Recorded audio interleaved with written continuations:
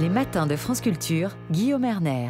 Depuis le début de cette crise, l'histoire occupe une place extrêmement importante. Mais bien entendu, l'histoire, ça n'est pas un bloc. L'histoire, c'est quelque chose qui se construit, qui se façonne et puis aussi qui se discute. D'où l'idée de repartir aujourd'hui sur l'histoire et notamment l'histoire de cette nation aujourd'hui menacée, l'Ukraine, qui a été remise en cause par Vladimir Poutine, comme Adrien Toffolet vient de nous le rappeler dans cette revue de presse internationale. Nous sommes pour ce faire en duplex avec Jacques Rupnik. Bonjour Jacques Rupnik. Bonjour. Vous êtes historien, politologue, directeur de recherche émérite aux séries Sciences Po et ici même dans ce studio avec Youla Choukan. Bonjour. Bonjour. Vous êtes spécialiste de l'Ukraine, maîtresse de conférences en études slaves à l'Université de Paris-Nanterre, chercheuse à l'Institut des sciences sociales du politique. On vous doit notamment un livre intitulé Génération Maïdan aux éditions de l'Aube. Ce thème de l'Ukraine comme d'une nation factice, s'agit-il d'un thème neuf chez Vladimir Poutine? Qu'est-ce que ça signifie, Youla Choukan? Ce n'est pas un thème neuf, effectivement. Vladimir Poutine, à plusieurs reprises, est déjà revenu, enfin, a cherché à reconstruire l'histoire ukrainienne et à nous offrir son interprétation très, très partiale de l'histoire de ce pays.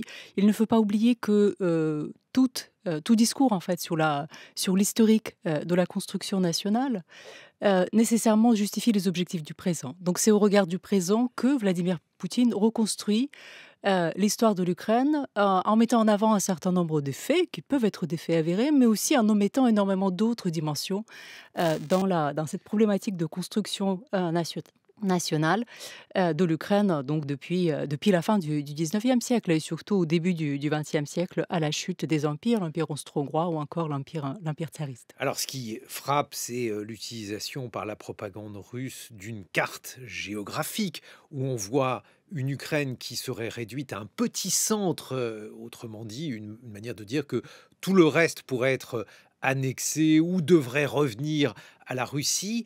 Qu'en est-il de la construction de l'Ukraine, de cette nation ukrainienne, Youla Choukan? Mais ces cartes font partie effectivement de ce travail de propagande, mais aussi d'intimidation. Je pense que c'est pour faire peur, notamment dans ce contexte d'agression russe, essayer d'identifier les zones où l'attaque pourrait porter. Et après, si on revient à l'historique, effectivement, de la construction nationale, cette carte n'évoque pas du tout la période donc du début des années 1917-1918, donc à la fin de l'Empire tsariste, où un État ukrainien indépendant, donc la République populaire d'Ukraine se proclame en mars 1918, et face à cette nouvelle création, qui fait d'ailleurs référence aussi à ce décret sur le droit des peuples à disposer d'eux-mêmes, que les bolcheviks adoptent également. Donc c'est face à cette nouvelle création étatique qui s'appuie elle-même sur toute une longue tradition, à la fois intellectuelle et politique, des réflexions, un travail de reconstruction d'une langue ukrainienne moderne à partir des patois. Donc face à la création d'une entité indépendante et qui prétend contrôler les frontières, en tout cas cette partie de l'Ukraine qui faisait partie de l'Empire tsariste, les bolcheviks sont obligés de créer aussi leur propre République socialiste d'Ukraine. Et ensuite, c'est toutes ces dynamiques guerrières, effectivement, avec des avancées et des reculs tout au long des lignes de combat entre les nationalistes ukrainiens, les bolcheviks, mais il y a également ce qu'on appelle le mouvement vert, donc le mouvement qui part des campagnes, et notamment aussi le mouvement anarchiste. Et donc, effectivement, toutes ces années de la guerre civile, les frontières sont mouvantes. Ensuite, il y a d'autres changements de territoire, donc suite en amont de la Seconde Guerre mondiale et après à l'issue de la Seconde Guerre mondiale. Mais si on regarde, tous les États post-soviétiques, en fait, y compris la Russie, sont le produit effectivement de ces événements historiques, donc de ces rapports de force aussi sur le terrain. Et tous ces États, depuis 30 ans, construisent quand même un vrai travail conséquent de construction étatique, de mise en place des institutions, de construction de leur narratif aussi historique. Et donc c'est tout ceci que Vladimir Poutine nie en fait, en disant que l'Ukraine est une nation factice. Et si l'on reprend donc la période antérieure, parce qu'il y a bien entendu de la propagande de part et d'autre, de la part de nationalistes ukrainiens comme de la part de Vladimir Poutine et de certains Russes. Y a-t-il par exemple une possibilité de dire que la fondation de l'Ukraine est antérieure à celle de la Russie? Il y a une comparaison par exemple entre Moscou et Kiev, l'histoire respective de ces deux villes. Que peut-on dire à cet égard, Youla Choukan? Je n'appellerais pas ça propagande, effectivement, parce que dans ce cas-là, tout ce qu'on sait sur les Gaulois comme ancêtres des Français, ce serait également de la propagande. Je pense qu'on est plutôt dans un travail, effectivement, de construction d'un narratif justifiant l'existence d'une nation et surtout son intériorité. Donc on va, dans tout travail de construction nationale, s'appuyer sur ces épisodes historiques. Et pour l'Ukraine et la Russie, effectivement, il y a cette controverse, mais qui ne date pas du XXe siècle non plus. Déjà, à la fin du XVIIIe siècle, l'Empire tsariste a essayé de récupérer l'héritage de Kiev, et effectivement, donc de la Russe kievienne, dont les origines remontent d'ailleurs à cette invasion des Varegs, donc des Normands qui viennent de Scandinavie et qui s'installent sur les territoires autour de Kiev et qui soumettent à leur domination les Slaves. Et qui donnent aussi à cet État leur nom, le nom de Russe kievienne, qui n'a rien à voir avec la Russie et le terme russe tel qu'il a été traduit. Mais donc cette querelle historique, en fait, elle remonte encore, comme je l'ai dit, fin 18e, lorsque l'Empire tsariste a essayé de construire aussi son narratif historique et d'appuyer son ancienneté, donc de remonter jusqu'à Kiev et pas du tout jusqu'à la Moscovie. Et donc c'est ce qui est repris par la suite, puisque ce même narratif, on le retrouve dans la façon dont l'histoire est enseignée en URSS, pour justifier également cette grande union dont tant la Russie que l'Ukraine font partie. Et aujourd'hui aussi, Vladimir Poutine, ça donne à ce travail de construction d'un argumentaire qui légitime ensuite ses projets politiques. Jacques Rupnik, il y a la question nationale, la question des territoires, et puis il y a la question des langues. Et cette question, elle complexifie encore le projet de reconstruire ce qu'est l'identité nationale ukrainienne. Expliquez-nous pourquoi la question des langues est si prégnante en Ukraine, mais aussi plus généralement dans cette région. La raison principale, c'est que la langue qui était parlée dans ce qu'est l'État ukrainien aujourd'hui, dans le territoire ukrainien aujourd'hui, était majoritairement le russe et disons la langue littéraire, la langue était le russe. Et c'est surtout dans la partie occidentale, dans la partie qui appartenait à l'empire des Habsbourg, la ville de Lviv aujourd'hui, qui était Lvov, ville polonaise sous la Pologne, et Lemberg du temps de l'Empire autrichien, dans la Galice, il y avait un territoire où on parlait l'ukrainien beaucoup plus que dans les territoires de l'Est. Et le grand problème de la Russie de Poutine, c'est qu'il n'arrive pas à comprendre qu'on puisse être ukrainien et se sentir ukrainien et appartenant à l'État ukrainien et ne pas être russophone. Et donc, ils ont développé cette idée que russophone égale russe, exige protection de la Russie, y compris manu militari, comme on le voit. Et donc, ça, c'est la question linguistique qui a d'ailleurs évolué énormément. Quand je compare l'Ukraine d'il y a 30 ans et aujourd'hui, je vois une différence énorme. La façon dont les élites ukrainiennes parlent l'ukrainien, dont l'ukrainien est utilisé dans l'enseignement, dans les médias, etc. C'est un changement considérable. Et c'est un changement que les Russes non seulement n'apprécient pas, mais qu'ils considèrent quasiment comme un affront. Et donc cette question de cette séparation des Russes et des Ukrainiens, en quelque sorte. Il y a un problème qui est l'origine commune, en quelque sorte. Là, ça vient d'être mentionné, ce qu'on appelle la Russie kievienne, rousse. Le fait que les voix ont divergé par la suite, mais elles ont divergé il y a bien longtemps, elles n'ont pas divergé récemment, elles ont divergé déjà à l'époque des invasions mongoles. Elles ont surtout divergé pendant la longue période où la grande partie de ce qu'est le territoire ukrainien aujourd'hui, en gros du XVIe au XVIIIe siècle, faisait partie d'un État polono-lituanien. Et si on devait dire si l'identité ukrainienne s'est construite à certains moments dans l'histoire, elle s'est construite par rapport à cela aussi, par rapport à cette histoire dans l'ensemble polono-lituanien, sur laquelle je ne reviens pas, mais je la mentionne simplement pour dire c'est une histoire séparée de l'histoire russe. Et en gros, tout cet espace entre la Pologne et la Russie était un espace de rivalité entre la Pologne et la Russie. Les Polonais sont arrivés jusqu'à Moscou en 1610. Et donc ce n'est qu'à la fin du XVIIIe siècle que Catherine II a conquis la Crimée, mais aussi une grande partie de ce qu'est l'Ukraine aujourd'hui. Mais c'était en quelque sorte trop tard pour créer une fusion en une seule nation.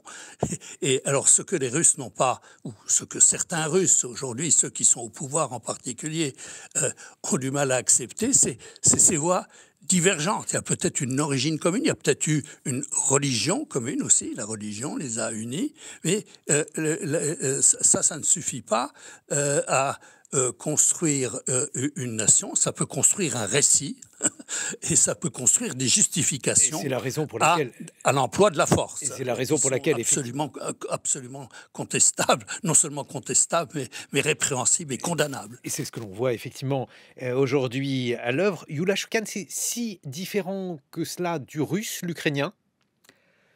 Il y a à peu près, enfin, il y a beaucoup de ressemblances, surtout que l'ukrainien au XXe siècle, dans les années 30, dans le cadre des politiques de russification, l'ukrainien, comme d'autres langues des républiques de l'URSS, a été russifié, donc changement de règles de grammaire et même de prononciation, et donc à peu près entre 60-75% de ressemblance, effectivement, entre le russe le russe et l'ukrainien, mais dans le même temps, il y a un grand nombre de termes qu'un russe ne comprendrait pas en ukrainien et qui seront certainement de faux amis aussi. Donc c'est comme une proximité entre des langues latines, certes, mais dans le même temps, on ne se comprend pas toujours entre les locuteurs de langue latine.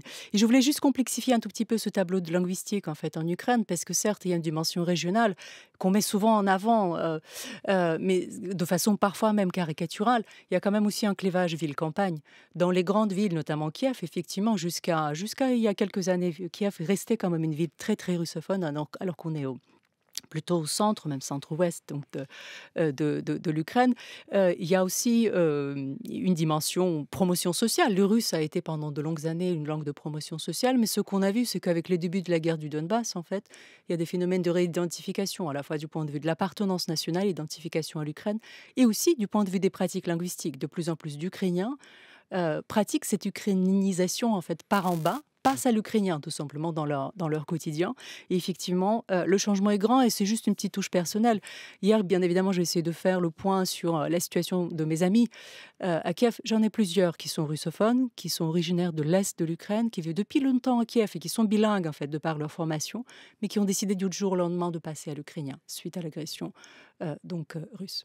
Et est-ce que cette question donc identitaire de la construction identitaire, elle est aussi liée à une question religieuse? On parlait de l'Église ukrainienne, par exemple. Est-ce que ce thème-là est une autre manière, vous parliez de complexifier les choses, parce que on voit bien effectivement que la question nationale dans cette région-là est une question assez délicate. Est-ce qu'elle se complexifie encore avec la question religieuse, Yulia Shoukan? Oui, elle se complexifie encore avec la question religieuse, puisque même, enfin, on va parler jusqu'en 2018, effectivement, la situation, il y a eu à l'indépendance de l'Ukraine, il y a eu le schisme au sein du de l'Église orthodoxe, donc entre le patriarcat de Moscou et le patriarcat de Kiev.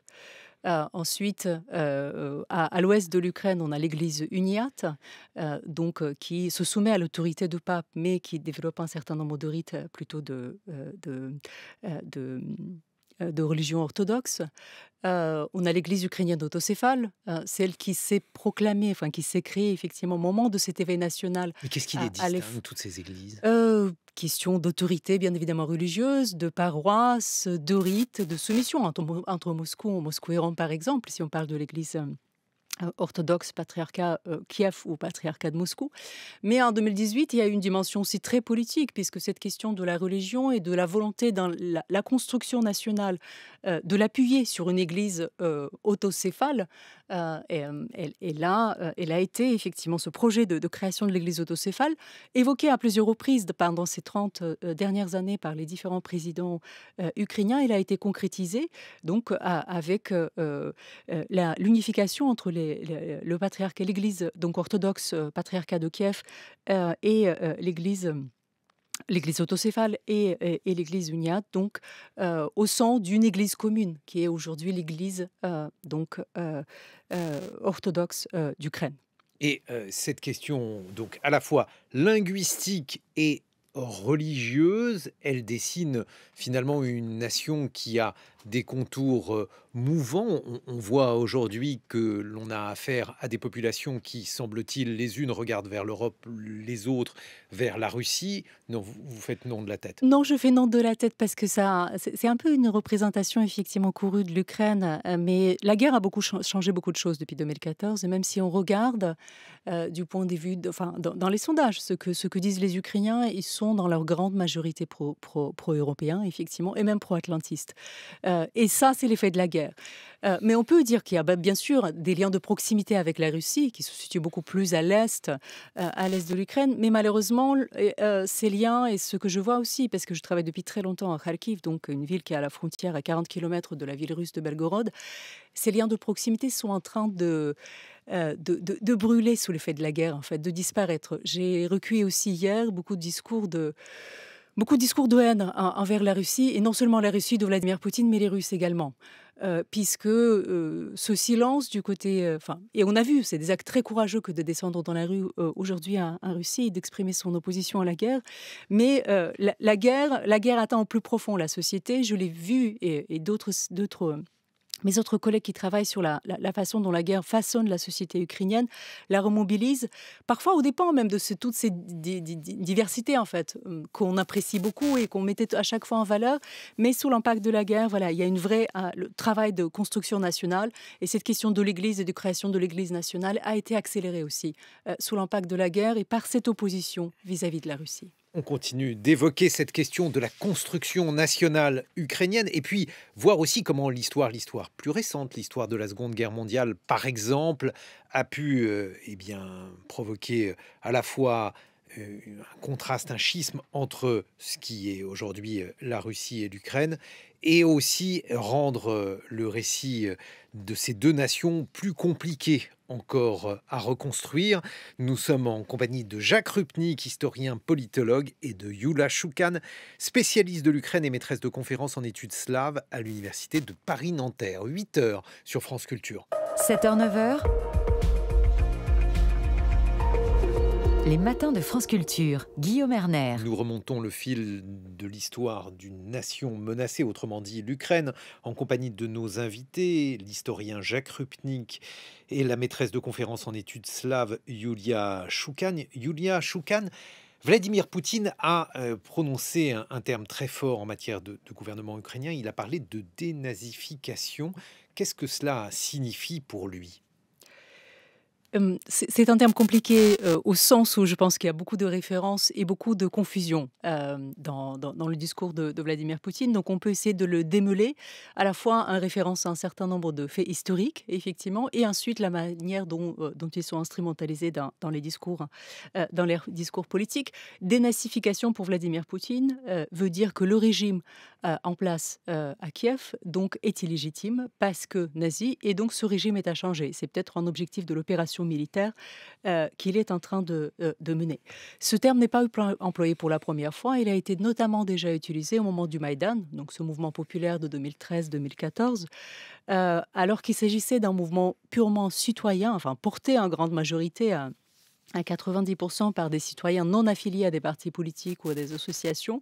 Il a été disqualifié en tant que nazi, ou encore fasciste, le terme utilisé dans l'espace post-soviétique en référence à l'Allemagne nazie, parce qu'il y avait des groupuscules d'extrême droite, même en partis politiques d'extrême droite, et des groupuscules néo-nazis qui faisaient partie de ce mouvement. Ensuite, le terme a été même employé avant aussi, en 2004, pour disqualifier un autre candidat démocratique qui se présentait à l'élection autour de... et l'élection contestée aussi d'ailleurs. Donc le régime sortant essayant de falsifier l'élection, et donc ça a donné lieu à une mobilisation appelée Révolution Orange.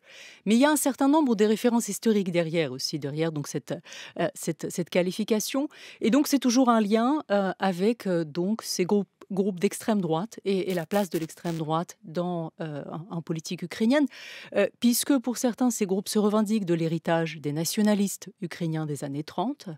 Et pour rappel, dans les années 30, l'Ukraine est partagée entre d'un côté l'URSS et de l'autre côté la Pologne, la Tchécoslovaquie, la Roumanie. Mais ces nationalistes des années 30 mènent un projet, ont un projet étatique d'État ethniquement pur ukrainien, mènent des attentats à l'époque contre le gouvernement polonais, et à l'approche de la guerre, suite à la signature du pacte Molotov-Ribbentrop, ils passent un accord aussi avec l'Allemagne en espérant obtenir de cette façon-là l'indépendance de l'Ukraine. Ils ne l'obtiennent pas, puisque à partir du moment où les troupes allemandes franchissent les frontières donc de l'Ukraine à l'époque déjà soviétique, ces nationalistes allemands se voient trompés dans leur projet. Sont effectivement coupables des faits de collaboration par la suite, même tout au long de la guerre, dans différentes configurations. Mais il y a quand même une grande différence entre donc un passé certainement très douloureux, assez controversé, pas toujours assumé d'ailleurs en Ukraine, et ensuite l'usage politique de ce passé-là. Puisque si on regarde l'échiquier politique ukrainien, les partis d'extrême droite à la suite du Maïdan n'avait que quelques députés sur 450 au Parlement ukrainien. Et donc, à cet égard, on ne peut pas faire cette confusion entre le régime politique en place, le régime qui connaît régulièrement des alternances politiques. On l'a vu en 2014, on a vu une élection en 2019. L'Ukraine est une vraie démocratie, peut-être avec ses défaillances, effectivement, mais la qualifier de nazi est totalement inconcevable à mon sens. Et je voudrais attirer aussi attention, peut-être ça passe un tout petit peu... c'est un peu loin de nos esprits, mais quand Poutine dit dénazification et donc changement de régime politique, et c'est pour ça peut-être qu'il y a cette attaque en ce moment contre Kiev, ça veut dire aussi, par la suite, si Poutine parvient à réaliser son projet, des répressions à l'égard des représentants de cette société démocratique qu'est l'Ukraine, et donc à l'égard de ces élites politiques, des représentants de la société civile. Et donc la question aussi qui se pose, c'est la question de la sécurité de ces personnes-là. Jacques Rupnik, dénazification, c'est aussi le signe, la volonté, et puis aussi c'est quelque chose qui est restitué par les mouvements aujourd'hui de l'armée russe. C'est quelque chose qui vise à faire tomber le gouvernement ukrainien, et c'est la volonté assumée de Vladimir Poutine. Qu'est-ce que ça signifie? Qu'est-ce que l'on peut imaginer à cet égard? Dénazification, je crois que c'est aussi, c'est non seulement une façon abjecte d'essayer de légitimer l'agression d'un pays voisin, mais c'est aussi une façon, dans le récit russe, vis-à-vis de la population russe, de renouer avec le récit de la Deuxième Guerre mondiale. C'est le grand récit, là, c'est la grande guerre patriotique, voilà, c'est le grand moment. Les Britanniques parlaient de finest hour à l'époque de Churchill. Pour les Russes, le grand moment, c'est la Deuxième Guerre mondiale, la grande guerre patriotique, et la victoire sur le nazisme. Et constamment, les références faites à dénazification comme ça, c'est une façon de renouer avec cette... Nous avons libéré la moitié de l'Europe et ils ne nous sont pas reconnaissants de cela. Il y a aussi une allusion, enfin pas une allusion, un renvoi des Ukrainiens à ce qui vient d'être mentionné, c'est-à-dire qu'une partie des Ukrainiens avait collaboré avec les Allemands lorsqu'en 1941, n'oublions pas qu'il y a eu le pacte Hitler-Staline de août 1939 jusqu'à juin 1941. Juin 1941, quand l'Allemagne nazie lance ses troupes face à l'Union soviétique, c'est-à-dire entre en Ukraine, un certain nombre, il ne faut pas généraliser, un certain nombre de nationalistes ukrainiens ont vu là un moment opportun pour réaliser leur objectif national, mais ils l'ont fait en collaborant, effectivement, certains d'entre eux, à la terrible politique de répression et le massacre des populations juives. Enfin, si on retient un mot symbolique, c'est Babi-Yar, le grand massacre. Rappelez-nous ce qu'était Babi-Yar. Babi-Yar, c'est peut-être le plus grand massacre de population juive, plus de 30 000 juifs ukrainiens massacrés à Kiev. Babi-Yar, c'est Kiev, c'est à Kiev, ont été massacrés par les Einsatzgruppen allemands, avec l'aide de la police et de miliciens ukrainiens. Et donc, il y a eu d'autres massacres dans le reste de l'Ukraine. À Odessa, énorme massacre, des dizaines de milliers de juifs ukrainiens massacrés par les troupes allemandes, avec toujours l'assistance de collaborateurs ukrainiens. Et donc, oui, il y a eu 1 million de morts dans le massacre de Juifs en Ukraine. C'est absolument... oui, quand on parle de la Shoah, certains ont parlé de la Shoah par balle. Oui, il y a l'extermination dans des camps de concentration, déportation, mais il y a l'extermination directe. Là, c'est des massacres de masse. Timothy Snyder, qui a écrit un livre qui est vraiment qu'on peut recommander, qui s'appelle Les Terres de sang, raconte l'histoire de cette région, pas seulement de l'Ukraine, d'ailleurs, ça va des pays baltes, la Pologne, l'Ukraine, jusqu'à ce qu'est la Moldavie aujourd'hui. Eh bien, il appelle ça la terre de sang parce que, sur une période d'une dizaine d'années, vous avez là 10, 15 millions de morts. Donc Mais alors précisément, Jacques Rupnik, chez Timothy Snyder, il y a une forme de continuité entre les crimes de Staline et les crimes d'Hitler, et ce sont des crimes qui ont touché, non pas forcément les mêmes populations, je pense notamment à la Shoah, qui était spécifique, bien entendu, aux Juifs, mais pour ce qui concerne les crimes de Staline, à la famine ukrainienne, la famine ukrainienne, expliquant probablement, non pas l'antisémitisme bien sûr, mais expliquant la collaboration de certains Ukrainiens avec les nazis. Oui, absolument. Dans les années 30, Staline lance la campagne de collectivisation et de dékoulakisation, donc la chasse à Koulak, et ça débouche, alors que l'Ukraine était le grenier à blé, pas seulement de l'Europe, ça c'était avant la Première Guerre mondiale, mais c'était quand même le grenier à blé de l'URSS, eh bien, avec cette politique, cette chasse au kulak, on a détruit l'agriculture ukrainienne et on a créé une famine en Ukraine. Là aussi, plusieurs millions de morts victimes de la famine, disons entre 1933 et 38. Et donc, vous avez dans les récits sur...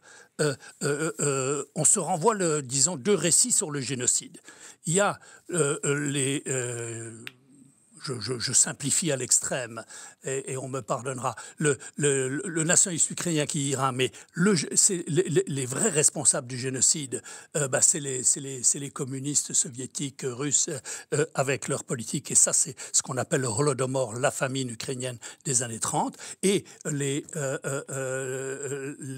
soviétiques qui renvoient à la figure, vous êtes co-responsable ou vous êtes responsable du génocide juif. Donc on se renvoie deux récits sur le génocide, et vous voyez comment Poutine essaye de jouer sur cette mémoire traumatisée de la Deuxième Guerre mondiale et sur, disons, cette compromission d'une partie du nationalisme ukrainien avec l'Allemagne pour aujourd'hui, mais c'est ça qui est choquant et absolument scandaleux, faire un trait d'union entre ça, 1941 et 2000. Oui, c'est absurde. C'est ce que vous disiez absurde, effectivement tout à l'heure. Mais alors, Yulia Shoukan, les choses aussi méritent d'être rappelées, puisque lorsque l'on évoque la Grande Guerre patriotique, la Seconde Guerre mondiale, les régions qui ont particulièrement souffert, qui ont apporté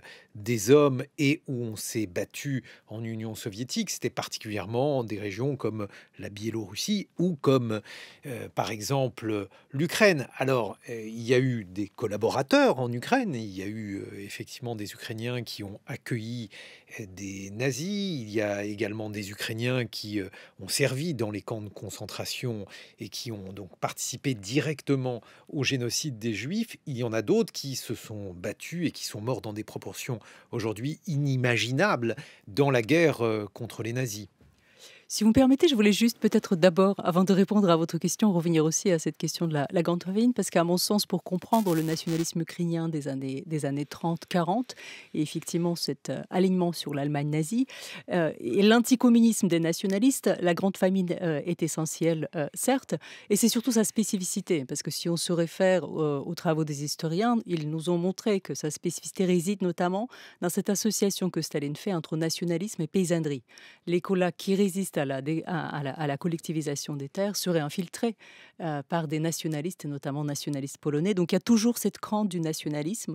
Et sa deuxième grande spécificité, c'est que les campagnes ont été bouclées, à la différence d'autres famines qui ont lieu aussi à l'époque en URSS. Mais revenons-en à la Grande Guerre patriotique, qui effectivement occupe une place extrêmement importante dans le récit de la victoire soviétique sur le nazisme. Et en effet, en Ukraine, on a vu à la fois ces phénomènes de collaboration avec l'Allemagne nazie, des unités, des Ukrainiens ont intégré des unités, soit dans l'armée, soit effectivement en tant qu'auxiliaires des unités SS, donc sur les territoires de l'Ukraine. Mais dans le même temps, la contribution de l'Ukraine soviétique à la victoire est extrêmement importante également.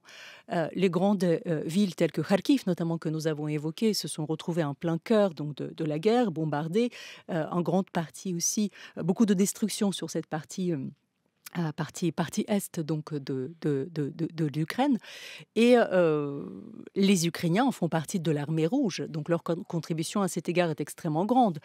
Ce qui, à un moment, si je reviens dans le présent et dans les années récentes, la manière dont l'Ukraine d'aujourd'hui a essayé de réconcilier ses mémoires très contradictoires et ses faits de participation de part et d'autre, en fait, avec les uns et les autres dans la guerre, l'Ukraine essaye aussi aujourd'hui de faire tenir effectivement ces deux faits ces deux formes de participation, en mettant à la fois en avant l'héroïsme donc des Ukrainiens qui avaient combattu du côté de l'armée rouge, en insistant aussi sur l'apport des Ukrainiens, en effet, dans cette victoire, mais aussi en mettant en valeur la contribution des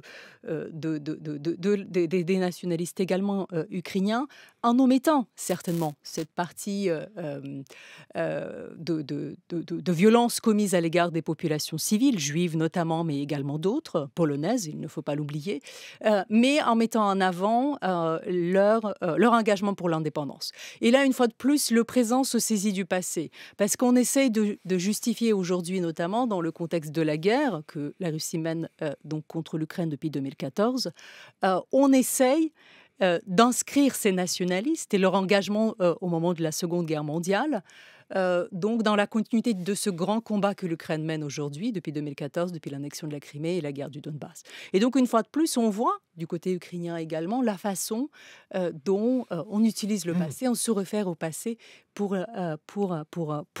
mieux justifier, effectivement, et légitimer le présent. Mais alors, est-ce que cette manière de reconstruire le passé pourrait convenir également pour la Biélorussie, pour la Moldavie, pour ces régions qui aujourd'hui semblent ou sont dites comme étant menacées par Vladimir Poutine, puisque comme on ne comprend plus précisément quels sont ses buts, on estime qu'un certain nombre de ces lieux pourraient être menacés demain par l'armée russe.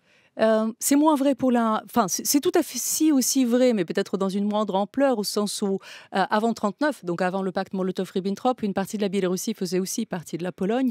Et là, les politiques polonaises d'assimilation et donc de répression des milieux nationalistes étaient beaucoup plus virulentes qu'en Ukraine, ce qui fait que quand on arrive, en fait, au début de la Seconde Guerre mondiale, en Biélorussie, le mouvement national est beaucoup plus faible, même s'il y a aussi des faits de collaboration et que les Allemands se sont appuyés sur des auxiliaires biélorusses pendant la Seconde Guerre mondiale. De toute façon, l'ampleur des opérations répressives, des opérations d'extermination ne pouvait pas se passer sans auxiliaires et sans participation donc des locaux. C'est valable pour tous ces territoires donc de l'ouest de l'Union soviétique.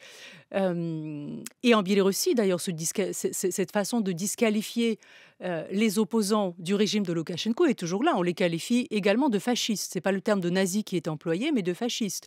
Et donc, c'est les opposants d'aujourd'hui qui ont, pendant de longues années en Biélorussie, été disqualifiés de la même façon que l'État indépendant ukrainien et donc les régimes politiques qui se sont succédés, qui ont été disqualifiés par ce terme de nazi. Mais alors, dans ces conditions, Jacques Rupnik, on voit par exemple qu'il y a la volonté de remettre la main pour la Russie sur l'Ukraine, sur la Biélorussie. C'est déjà le cas de fait, mais peut-être qu'une intégration supplémentaire est envisageable pour Vladimir Poutine. Peut-être que c'est dans ses plans. Est-ce que l'idée, c'est de faire une seconde fois la construction de l'Union soviétique ? Je ne pense pas que ce soit reconstituer l'Union soviétique, mais reconstituer quelque chose qui ressemblerait à un empire russe, en tout cas dominé par les Russes et contrôlé par les Russes. Ça, certainement. Et on utilise alors... Il y a deux choses qu'on utilise visiblement dans le discours, c'est protection des Russes, des russophones menacés, et aussi la menace présumée pour la sécurité qui serait liée à des forces fascistes ou fascisantes, etc. Et d'ailleurs, là, on retrouve véritablement la continuité avec la pensée soviétique, parce que sécurité, on pourrait dire, mais qui vous menace, mais alors parlons des garanties de sécurité, je ne sais pas, voilà, conférence sur la sécurité européenne, on peut revenir à Helsinki, conférence sur la sécurité européenne. Or, pour Poutine, sécurité égale contrôle.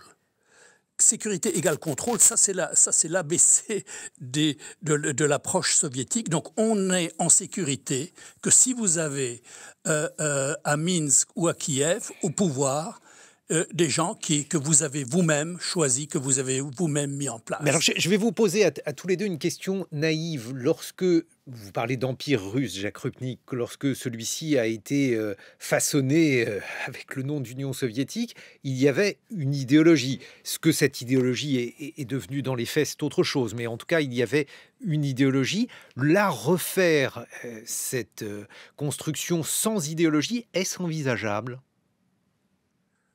Quand je parle d'une idéologie, c'est une forme de religion séculière. Oui, il y avait l'idée communiste. Je ne dis pas évidemment que Vladimir Poutine n'a pas d'idéologie, ce serait absurde. Oui, non, l'idéologie, enfin disons, la religion séculière du communisme, non. Il y a l'empreinte du soviétisme, ce que j'ai dit sur la sécurité et le contrôle, ça c'est du soviétisme. Pour ce qui est de l'idéologie impériale, c'est le nationalisme, la religion et ultra-conservatisme. Donc, on peut commencer par Dostoïevski, on a une longue lignée de la pensée eurasienne, et vous avez là l'idéologie. Ce qui est intéressant, c'est qu'elle s'appuie effectivement sur quelque chose qui existe, sur une tradition intellectuelle et politique en Russie. J'ai le souvenir que Solzhenitsyn, qui pourtant était un adversaire résolu du régime communiste, considérait que l'Union soviétique devait être démembrée, mais que la Biélorussie et l'Ukraine devaient rester avec la Russie. Donc même pour des nationalistes russes tels que Solzhenitsyn, l'Ukraine indépendante, c'était quelque chose d'impensable. Voilà. Mais Yulia Shoukan, le problème, c'est que les Ukrainiens, a priori, n'ont aucune envie de participer à cet ensemble-là. Alors, peut-être que sous la terreur soviétique, peut-être aussi que, je ne sais pas, l'utopie communiste, pour certains d'entre eux, pouvait justifier, en tout cas pendant un moment, d'y adhérer. Mais aujourd'hui, qu'est-ce qui pourrait les y faire adhérer ? Non, mais je pense que c'est la grande erreur, effectivement, dans les calculs de Poutine, même si on a du mal, effectivement, à se représenter avec précision ce qu'il a en tête. C'est peut-être qu'il pense, effectivement, qu'il y a toujours un projet commun. Il y a une grande proximité entre l'Ukraine et la Russie, un projet commun auquel les Ukrainiens pourraient aussi adhérer, basé sur la grandeur, sur la fierté nationale. Or, tant l'Ukraine et d'ailleurs la Biélorussie, ils ont emprunté il y a 30 ans déjà des voies des chemins de différenciation par rapport à la Russie au travers de ce processus de construction nationale. Et donc cette différence entre l'Ukraine et la Russie est beaucoup plus grande. Au début des années 2000, le second président de l'Ukraine disait que l'Ukraine n'est pas la Russie. Il avait tout à fait raison. Et je pense que la guerre a encore renforcé la distance entre la Russie et l'Ukraine, a renforcé tous les phénomènes de réidentification, a conforté le sentiment d'appartenance nationale. Et donc, toute cette construction nationale se fait aujourd'hui contre la Russie. C'était cet autre contre lequel l'Ukraine se construit. Et la guerre ne fait que renforcer la différence. Donc, à cet égard, moi, j'ai beaucoup de mal à voir ce qu'il y a derrière ce projet de mise en place d'un gouvernement fantoche, par exemple, parce qu'il faut non seulement conquérir le territoire, il faut le tenir. Il faut donner une idée, il faut fédérer les populations derrière, et je ne vois pas comment c'est possible en Ukraine. Il y a une chose aussi qu'il ne faut pas oublier, il y a des Russes en Ukraine, on le voit, mais il y a aussi des Ukrainiens en Russie, il y en a beaucoup, 3,5 millions. Que vont-ils advenir? Qu'est-ce qu'ils vont faire dans ce contexte? L'État ukrainien les a incités en tout cas à rentrer en Ukraine en les mettant en garde contre un certain nombre de provocations dont ils peuvent faire l'objet et en se rendant compte de l'impossibilité pour l'État tout simplement de leur apporter assistance dans cette situation. Mais ils sont rentrés? Non, bien sûr que non. Enfin, il y en a qui sont très bien intégrés en Russie et qui vont rester en Russie. Enfin, effectivement, cette proximité par en bas, sociale, par les trajectoires, le mariage, elle est présente. Mais on voit que parmi les personnes qui se mobilisent, il y a aussi des Ukrainiens donc qui contre la guerre, je veux dire, en Russie. Il y a aussi des Ukrainiens qui sont présents. Mais il y en a d'autres qui vont nécessairement aussi rester. Mais ça veut dire qu'aujourd'hui, eh bien, ils sont tellement intégrés qu'ils se considèrent comme des Russes et qu'ils ne se sentent pas des protagonistes de ce conflit? On n'a pas d'éléments sociologiques, effectivement, sur ce groupe-là, mais il ne faut pas oublier qu'il y a des Ukrainiens aussi à l'ouest, par exemple, en Pologne. Il y a une grande communauté ukrainienne en France qui se sentent concernés, mobilisés, qui vont se mobiliser. Ils ne vont pas nécessairement rentrer en Ukraine, mais qui vont continuer à agir, à défendre l'Ukraine. Donc on peut supposer que les Ukrainiens en Russie, ceux qui en tout cas s'opposent à la guerre, vont aussi, d'une façon ou d'une autre, essayer d'aider, ne serait-ce que leurs proches, même si ce n'est pas prendre position dans l'espace public. Jacques Rupnik, un mot de conclusion. Est-ce que ceci peut peser, rendre difficile l'entreprise menée par Vladimir Poutine? Certainement. Vous savez, je ne sais pas s'il peut conquérir militairement l'Ukraine, installer un gouvernement. Lui-même parle de gouvernement fantoche, mais là, pour le coup, ce sera véritablement le mot adéquat. On peut conquérir l'Ukraine, il ne pourra pas la digérer. C'est pas possible. Ce qu'il est en train de faire, c'est ce que les personnes n'avaient réussi au XIXe siècle quand les nationalistes ukrainiens commençaient à envisager l'identité ukrainienne. Il est en train d'unifier la nation ukrainienne. Ça, c'est pour être ironique, je dirais, c'est un exploit. Il est en train de réveiller l'OTAN Il y a 2 ans, le président français disait qu'il était en mort cérébrale. Il a réveillé l'OTAN, il a réveillé les Européens face à ce qui se passe. Donc je crois qu'il est en train de faire en Ukraine exactement l'inverse de ce qu'il prétend, c'est-à-dire rassembler les Russes et Ukrainiens. Il les a séparés de façon irrémédiable. Merci. Jacques Rupnik, je rappelle que vous êtes directeur de recherche émérite aux séries Sciences Po. Merci. Yulia Shoukan, je rappelle que vous êtes maîtresse de conférences en études slaves à l'Université de Paris-Nanterre. On vous doit notamment Génération Maïdan aux éditions de l'Aube.